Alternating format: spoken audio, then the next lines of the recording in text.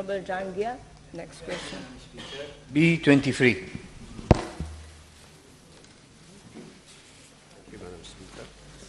In line with the avowed policy of government to improve hours of water supply island-wide, a number of measures were proposed in the budget 2017-18, namely pipe replacement, duplicate boreholes, construction of service reservoirs, and mobile containerized filtration plants.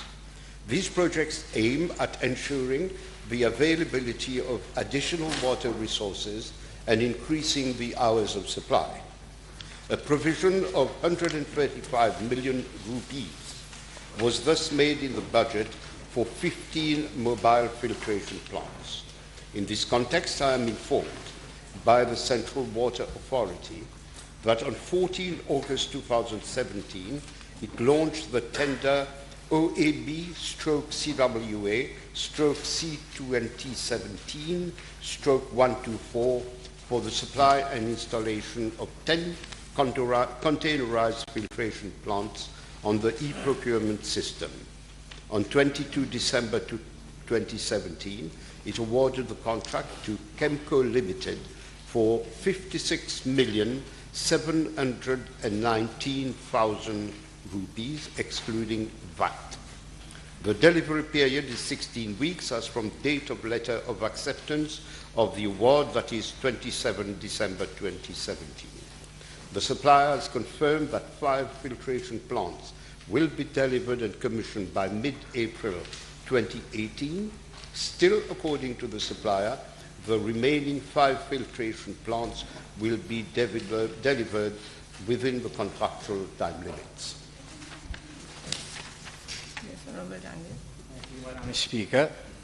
Is the Honourable DPM aware that one of the unfortunate bidders went to IRP, won the case, actually supplied same equipment to CWA at Salazi, was 5 million rupees lower in price than Chemco, who has never supplied such equipment to CWA for at least once for the past 10 years as stipulated in the tender document. Which supplier was lower? EDCC. Oh, EDCC, yes, I've heard of this. Yes, I know you know this company very well. And EDCC, yes, its price was lower, but it was not responsive, so it could not be entertained. Thank you, Madam Speaker. Very amazing that somebody is not responsive, yet the, I'm sorry, the equipment is still installed in CWA. The fact that a member finds my question amazing is neither here nor there. If he's got a supplementary question, he asks the supplementary question without making comments. Honourable Jahangeer, please don't make I would like to know from the Honourable DPM how come an equipment which is not a manufacturer which is not compliant technically, how come they bought the same equipment from the same supplier and is still in use? This means we are drinking water which is not compliant to normal standard. Let me enlighten the House, if I may. After the award had been issued, 4 bidders challenged the decision of the CWA. CWA replied to these challenges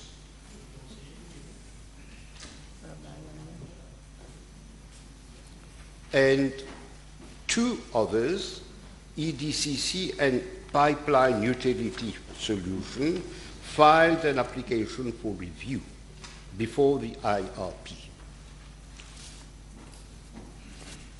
Then what happened is that the CWA applied for a certificate of urgency in line with Section 45 of the Public Procurement Act, and the IRP agreed to issue a certificate to the CWA, and the contract was awarded to Chemco. That is not at all amazing because No there comment. is a perfect compliance to the law. Now let me read what the IRP had to say about the appeal of EDCC. The applicant did not convince EDCC, did not convince the panel at all, its mechanism in the water treatment and backwashing. If the TMAC twin filtration plant is used, it is not found to produce hygienic and pure water. Certainly, this should arouse the risk of the filters without a separate automated backwash to get clogged, which would undesirably result in the plant to stop its daily filtration of water. Now, that is what a review panel found with regard to the machine of EDCC. I don't know anything about machines. They know, they are experts. The last question. Thank you, Madam Speaker. This plant pump water from a river and convert it into potable water. So this means, yes, I'm coming to my question. Yeah. I have to explain what is this plant doing. Please, This plant don't they take water from a river and, yeah. So they convert dirty water into clean water for us to drink. Is the DPM aware that such plants requires precise maintenance because of a public risk for health that is involved? That it is stipulated in the contract for after-sales service and that CHEMCO does not have any electromechanical workshop for such servicing. I am not here to judge of the maintenance periods of people.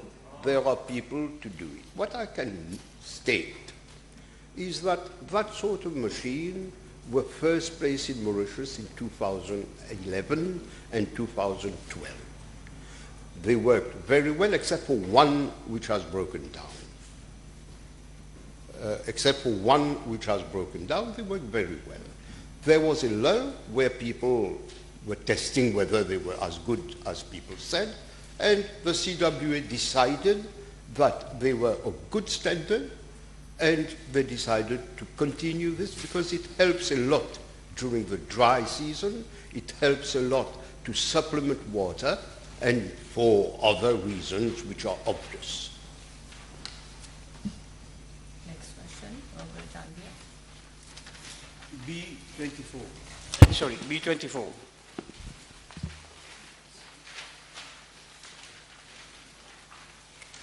Honorable Deputy Prime Minister.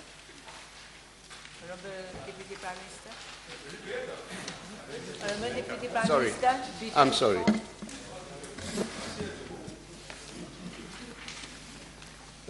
Madam Speaker, in my statement of 4 July 2017, I informed the House that on 18 December 2015, Government appointed the World Bank to conduct a study on the reform of the distribution and supply of water and provide strategic advice for the implementation of a private and public partnership for the Central Water Authority.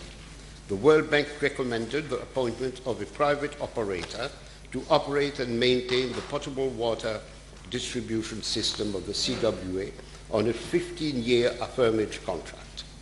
On 3 February 2017, Government agreed to the implementation of the recommendations of the World Bank and to enlist the services of the World Bank for advisory services and the international financial corporations as transaction advisor. I also informed the House that the World Bank would provide advisory services to my ministry and the International Finance Corporation would provide transaction advisory services.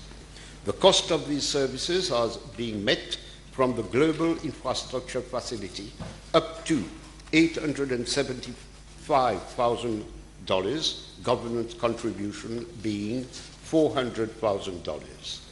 On 11 July 2017, my ministry signed a financial advisory services agreement with IFC, which has carried out a technical financial analysis and modeling, environmental and social due diligence of the Central Water Authority. It has been working on a transaction structure report, request for qualification documents, and draft accrochage contract. An IFC delegation was in Mauritius last week, between 19 and 23 March 2018, to hold discussions and finalize the documents.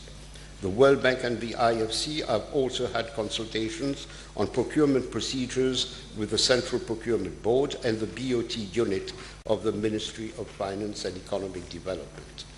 The next steps are to submit the final transaction structure report to government as soon as it is received from IFC. I intend to inform the House of developments at the appropriate time. Thank you, Madam Speaker. Will this process call for open tender or restrictive tendering? Well, obviously, I've just said that they have had discussion with the CPP. The answer is in my answer. Mr. Honourable Vice Prime Minister, I think last week or yesterday, over 150 workers were laid off at the CWA. The contract of employment was terminated. Is it part of the strategy to privatize the That's CWA? got nothing to do with this. I can give you supplementary information. These were employees who were on contract for 1 year. The contract was terminated at CWA and then extended for a further period of 3 months. These contracts are now terminated. Thank you, Madam Speaker. Can I ask the Honourable Deputy Prime Minister whether the CWA has explored other options rather than strategic partnership, and whether they have worked on a feasibility study for each of the options, cost-benefit analysis, although I understand that the World Bank is recommending a strategic partnership. A lot of work was done before the World Bank was approached. A lot of work was done even before I became a minister. We have files that high, and at that time in 2000, 2005, work was being done, and even under the post-2005 government, lots of research have been done. We could have continued in the same way and continue to make research and feasibilities, etc., until the end of the mandate and then say, leave it to the next government. We could have done that, of course. We did not. We had to take the bull by the horns, if I may call it the bull, and we had to take a decision, and this was the decision we took. We, of course, take responsibility for that decision. Thank you, Madam. Can the Honourable Deputy Prime Minister inform the House how much the government has paid to the IFC? Is paying to the IFC, sorry, as they are paying 1.2 million USD to the World Bank. I'm sorry, I don't think I have that specific information.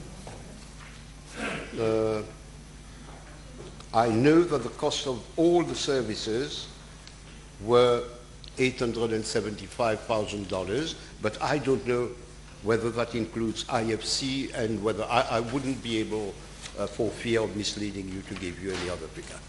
Last question. Speaker, the Deputy Prime Minister is probably aware that only a few weeks ago, Cameroon rescinded the contract of affirmage it had with water supply. So may I know from the Honourable Deputy Prime Minister, since the government is going ahead with this affirmage contract for 15 years, will there be a mechanism for early termination without compensation, so that we don't have ourselves in the same position as we were with Betamax if a new government finds that this contract has been badly negotiated? You have a mic in my office, which makes you listen to my conversations. We have had this discussion, but I can't say more. Let me just ask one question to the Deputy Prime Minister. Firstly, can you obtain the amount paid to IFC in addition to what is being paid to the World Bank, already paying $1.2 million? Secondly, what are the implications for water rates? Can you tell us what are the implications for water rates being charged to the public? whether it is to the commercial sector, to the hotel sector, and to the people at large. Thank you. Thank you for these questions, which give me the opportunity to clarify one or 2 points. With regard to the fees, if I just will read what I said a few minutes ago, the World Bank provides advisory, the IFC provides transaction advisory services. The cost of these services up to $875,000 are met from the Global Infrastructure Facility. I don't know the breakdown. How much to IFC, how much to World Bank? This is what I need to determine, right? As for water tariffs, let me make it clear. Water tariffs will be reviewed very soon, but it has got nothing to do with the coming of a private operator. This has got to do with the financial structure of the CWA. So my finance people are working on this, and we are going to come to Cabinet with a proposal. Next question. But I repeat, it has got nothing to do with the exercise which is being carried out.